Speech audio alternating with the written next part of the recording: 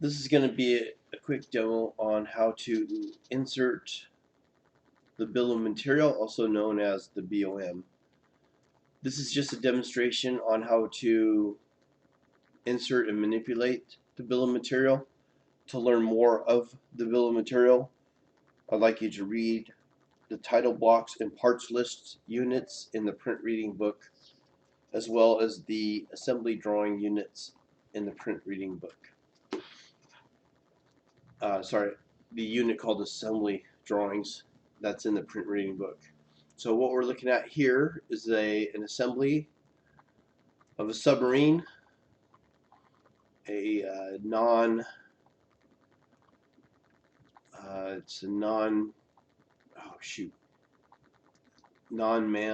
submarine. So it has bubbles for each part that it's calling off. Okay, and then those bubbles are listed here. So you see items 19, 18, 6, and 22. You can find 6, 19, 18, and 19, and then 22 in this parts list. Unfortunately, what's wrong with this parts list, it should be taking the drawing number and putting the drawing number in here. Okay, so that should be reflecting whatever number you put in the specification tree when you created the part. The description would be the drawing title. And a lot of times I didn't really call off material or weight in here. So to minimize this tree, what you could do is double click on this, or to change some of this, you could double click this bar right here and it will shrink that area a little bit, and you can make that smaller.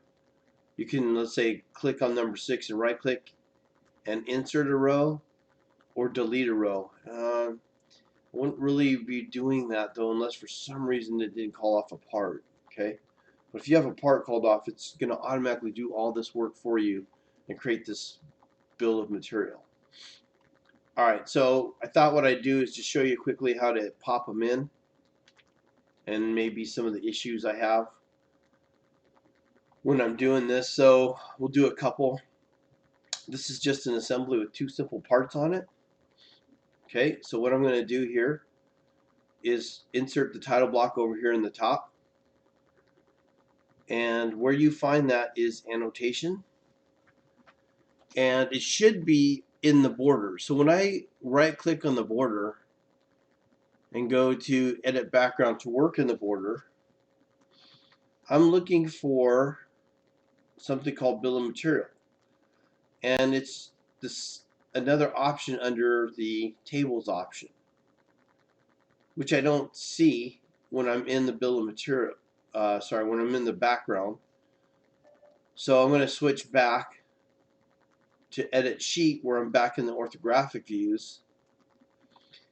This is really a title block thing. It should be in the title block, but this is the only place where I get the bill of material. Now on yours, if you're doing this for the first time, you got to find table under annotation. Okay, so table under annotation. This is the table feature. You're going to hit the down arrow to the right, and you're going to look for the one called bill of material. So it's really pretty simple. It's going to do all the work for you. You have to be in the sheet background as far as I can tell and go into the bill of material. I swear there was some other options here, but I'm just going to say okay with default. I'm waiting for it to put it in, and it's waiting for you to tell it where to put it. So no text or anything comes up. There used to be nomenclature in the bottom left telling you insert a location, letting you know you got to click a position for it. So I'm just going to click somewhere over here in this corner, and I'm just going to wait slowly for it to come up. And you see how long it is? So in some companies, what they do is they put it in this area down here. Okay, so you could have it down here and add your bill of materials, which is fine. Most places I've worked, they want it above the title block. Everything in reference to general notes, title blocks, revision blocks, all that would be all in this area. but you see it doesn't fit. So what I could do to get this thing to fit better is click on this, kind of drag it over. So if you want to move it, you grab the line. If you double click the line, it almost looks like an Excel spreadsheet, and it will behave very similar. So what I like to do is just highlight the top left corner so everything is highlighted. And then on the vertical bars, if you just double click any one of the vertical bars, it'll shrink all the vertical bars as much as it can. Okay, so if I double click on this, I don't get other options. I could try to go to properties here and see what else I can do. But some of the things like making dual lines, or let's say I want estimated weight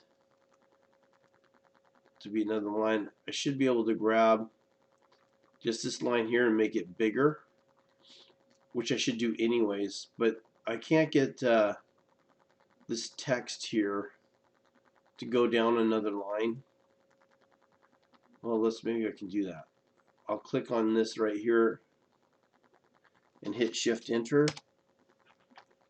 Yeah, I try to do a Shift Enter to get it to jump down to another line, and I'll try and shrink this one up more. Although that worked. Maybe what I could do is click on this, go to properties. Actually, you know what I'll do is, I think this might be easier. Let's see if I can click on this one and hit center justification.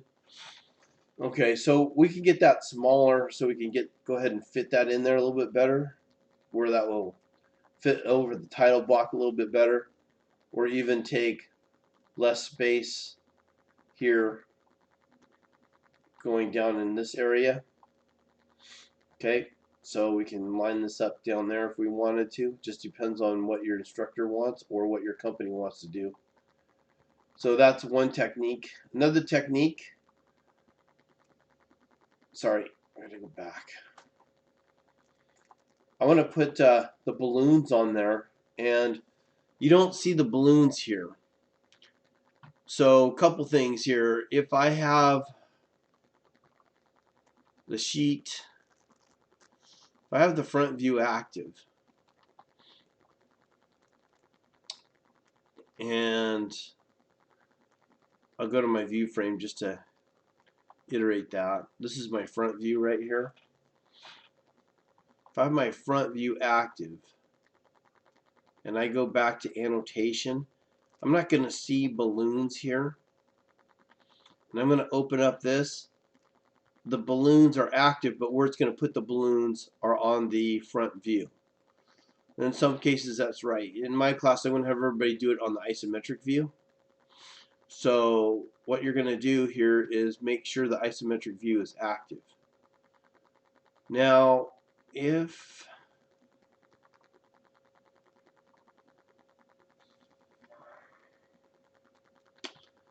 this is under intensified, it won't let you select on it. It's because the isometric view is not highlighted or not active. So double click the isometric view. When you double click the isometric view and then click on this balloon item number, what it will do is it'll just item number from the material list, and there's your parts 1 and 2. That's the name of your parts, and that's the parts over here. Now what I don't like, sometimes it does it great and you can accept it. I like to have these go off at somewhat of an angle. Try not to do a 15, 30, 35, sorry, 15, 30, 45, or 60 degree angle.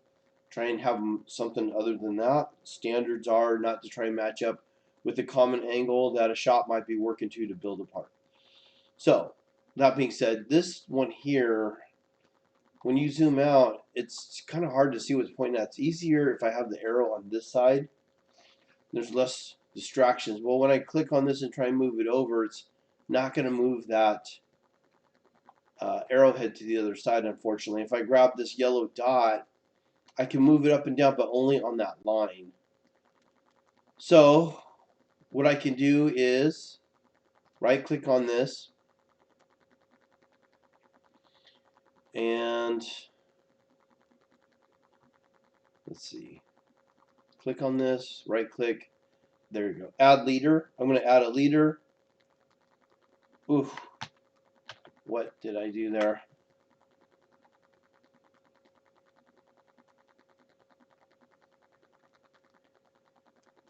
I'm going to add a leader and then come over here and click on this line. Oh, it's automatically knowing if you're on the surface of a part, it's going to put a circle at the end of it, letting them know you're grabbing the surface of a part. If I grab this edge, it takes that line. If I move this, I don't need two arrowheads pointing at that. So what I can do here is click on this one here, right click, and hit delete, and it's going to delete my whole thing. So I'm going to hit undo. I'm going to click on this yellow dot, right click on that, and I'm looking for remove. If I remove that, no, that's not right. Sorry, I'm looking for remove the leader, delete leader.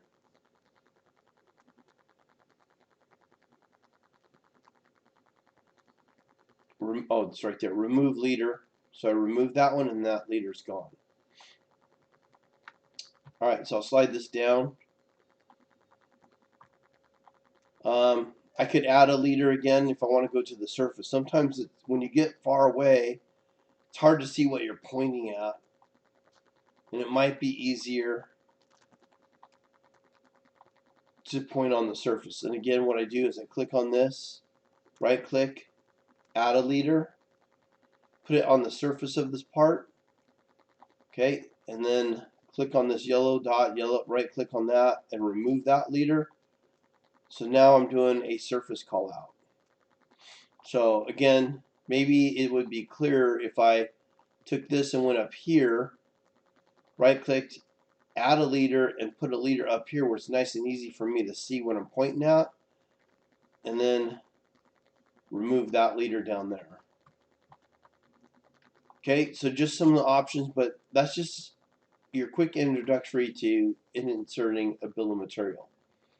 Again, let's take view like this where you've got quite a bit more parts.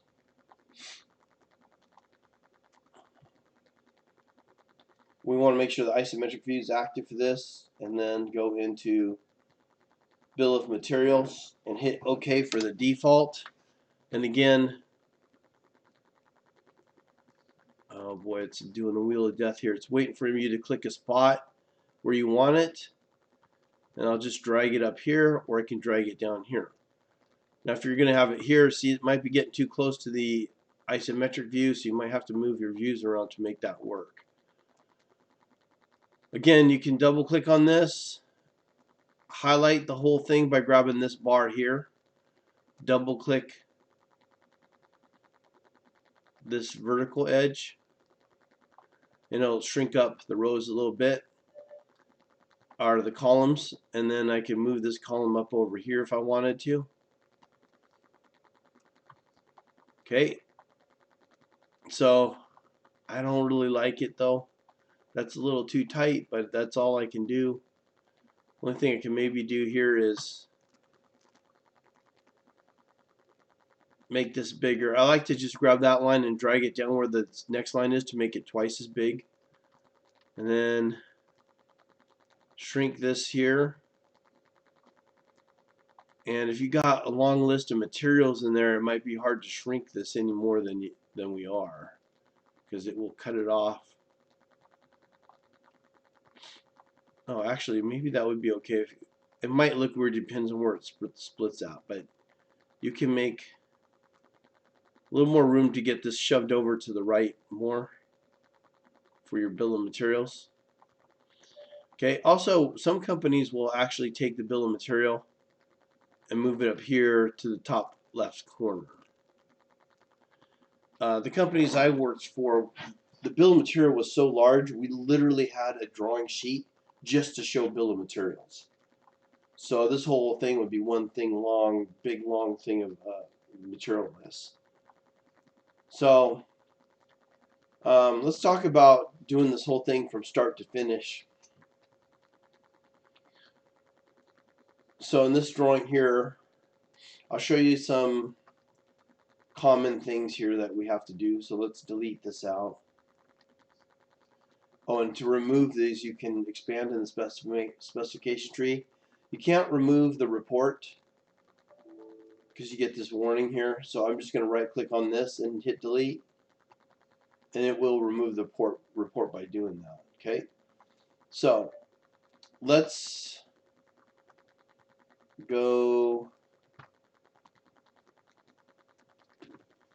to layout and click on my view layout, and I'm going to resize this to a D-size drawing and hit resize and hit apply. Okay, so I'm at this D-size drawing and I want to make a isometric view. So we're going to go into isometric view,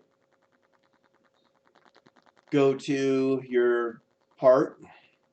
You must click on a flat surface of your isometric view in your three-dimensional part. Now you notice that this part is so big it will not fit in the border. Okay, so I'm just going to go ahead and click on it though to accept that, and I'll modify it later. How we modify that is we go to the properties of the sheet. So I'll minimize these just to get them out of my way.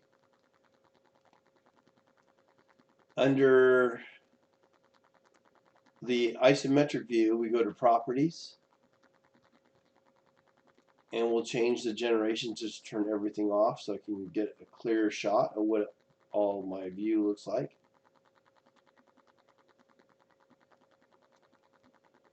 Okay, so we can see that this part's too big to fit on here.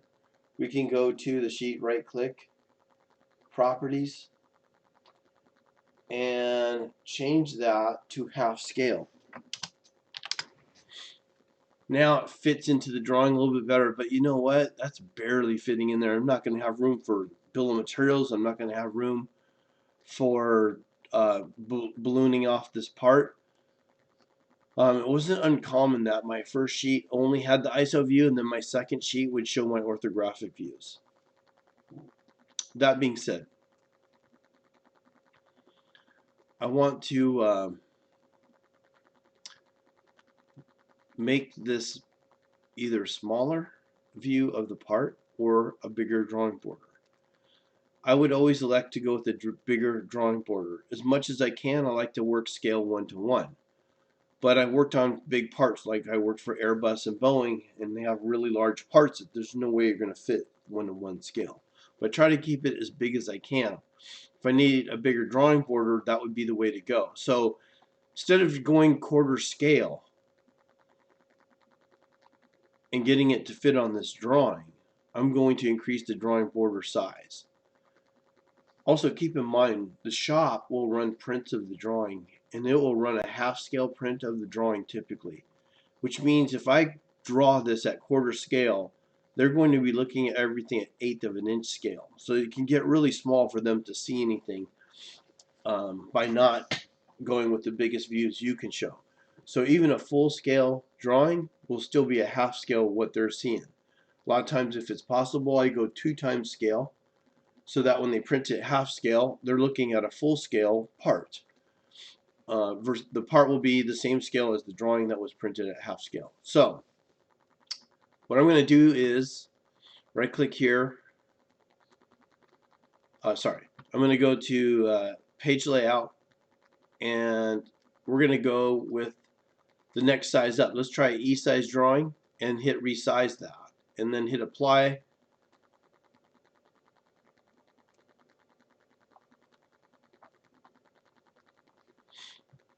That's crazy. That's an E-size drawing. I'm going to say OK. I'm going to right click on this and go to properties, and I'm going to change that back to a half scale and see what it looks like. Now I have a little more room to work with to build my bill of materials.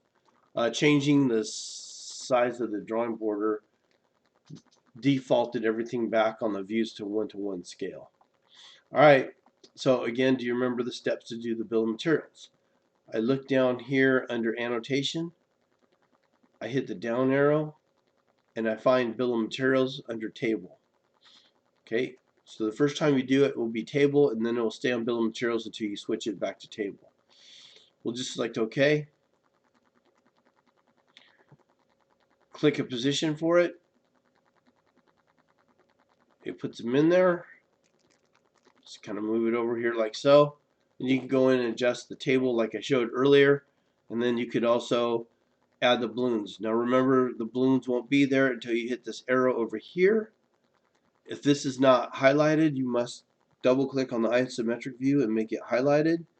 I'll click on that, and it's going to match up everything off the tree from the assembly drawing. So it's important when you do your assembly drawing, at this level you'd label all your parts, have everything all set, and then that should help you get your drawing done with the bill of materials all set. Alright, so that was your demo. The trick here is find bill of materials in the annotation tab so that you can just insert the bill of materials. Again, the trick is you got to indicate a spot. It doesn't tell you. You just got to indicate when you hit the bill of materials feature. You got to indicate where you want it. Otherwise, it's going to sit there all day waiting for you to decide where to put it while you're waiting for it to tell you the next step. So it doesn't tell you the next step, so you just got to know to do that. Okay, that's it for the demo on how to insert your bill of materials.